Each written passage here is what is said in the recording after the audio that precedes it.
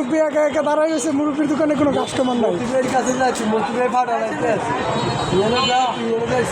আচ্ছা ভাই, আপনি আজকে যে কাস্টমার এটা নিয়ে কী বলবেন? আজকে আপনি কেমন কাস্টমার? আজকে আমার কাস্টমার ভরপুর ভরপুর এদিকে তাকায় বলেন ভাই। কাস্টমার ভরপুর ভরপুর 50-60 হাজার হয়েছে আপনার বেচে কিনা?